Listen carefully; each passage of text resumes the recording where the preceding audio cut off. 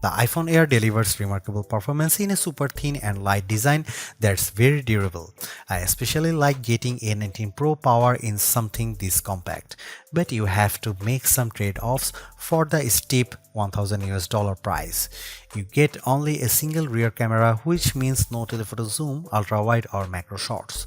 And while the Air's battery life is solid, it's a few hours behind the iPhone 17 Pro Max. The iPhone Air represents the first major shakeup to the iPhone family in years. The Air replaces the iPhone 16 Plus in Apple's lineup, but it really stands on its own as a completely new device.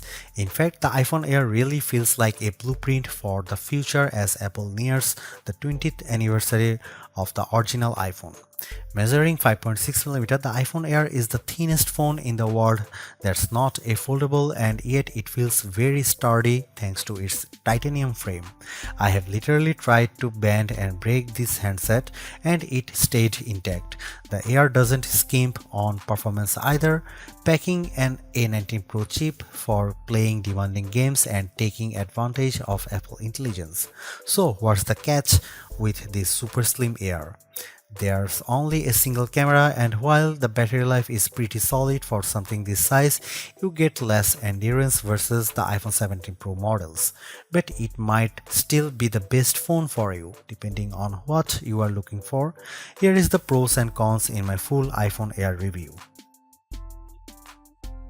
The iPhone Air starts at $1,000 for 256GB of storage. That's $100 more than the iPhone 16 Plus, but Apple is betting that you will be willing to pay a premium for a phone that's this slim and portable. There is just one problem. The iPhone 17 Pro starts at $1,099, which is just $100 more for a phone with triple cameras, a bigger battery, and an A19 Pro chip with an extra GPU core and vapor chamber cooling for better sustained performance. So you should really think about whether this stunning design is worth it. The iPhone Air has a release date of September 19. The iPhone Air is so thin and light that you are worried for its safety when you see it from across the room, but you will feel reassured when you put it in your hands. Measuring just 5.64mm thin, the iPhone Air edges out the Samsung Galaxy S25 Edge for the thinnest phone we have tested. The Air is so thin, in fact, that you might forget it's in your front pocket. Well, the whole device isn't this thin. The plateau or camera bump runs across the top of the device and jutes out. At least it doesn't wobble on a table when you press down. Apple purposely crammed all the major components into this area to make room for a larger battery down below. The iPhone Air comes in sky blue, cloud white, light gold, and black. Frankly, the black color makes the design look cheap and not as thin. I preferred the sky blue model I tested, which does a better job of showing off the Air's thin profile. Some have complained that the titanium frame is too shiny, but I don't agree. If you are worried about the durability for a phone this thin, I think you can rest easy. I saw a demo that simulated a band with 130 pounds of force, and the iPhone Air shrugged it off.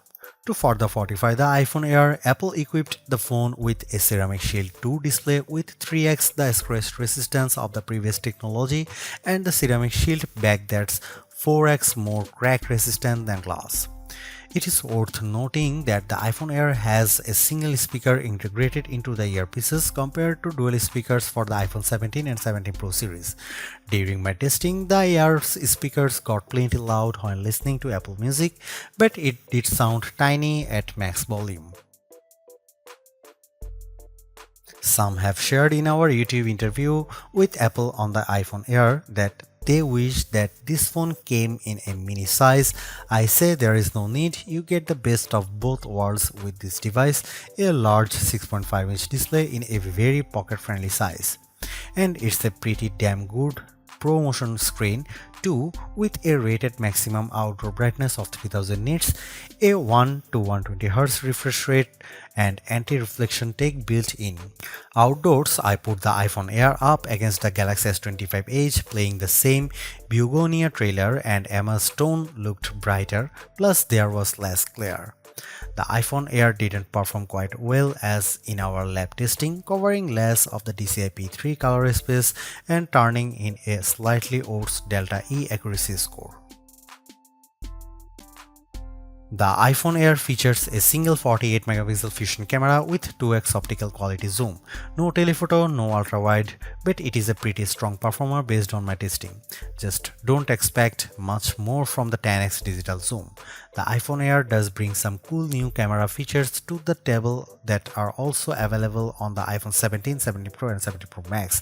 This includes an 18 megapixel center stage front camera that leverages a square sensor to let you shoot landscape selfies without having to flip the phone in your hand. Here are some camera samples of the new iPhone Air.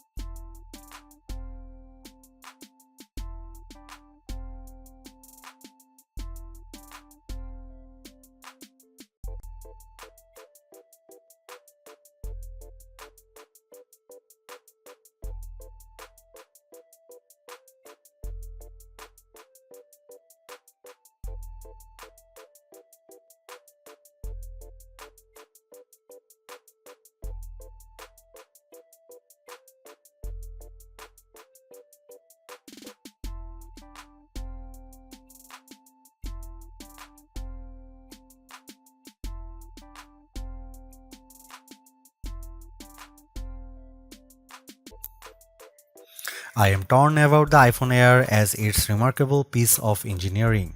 This design is amazingly thin and light, and Apple deserves serious credit for making it so durable.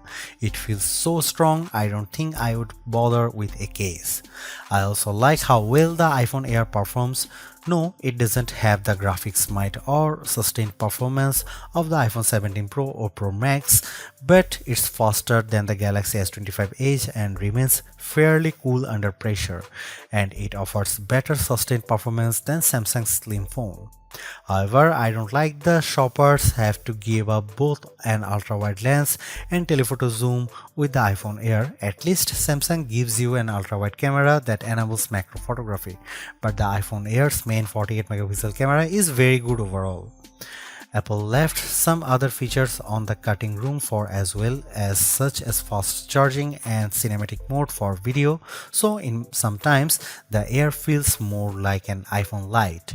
Overall, I think the iPhone Air is worth buying for those who want a super slim phone that's very easy to carry, that doesn't sacrifice too much on performance, but you will have to live with some trade-offs if you want something this compact.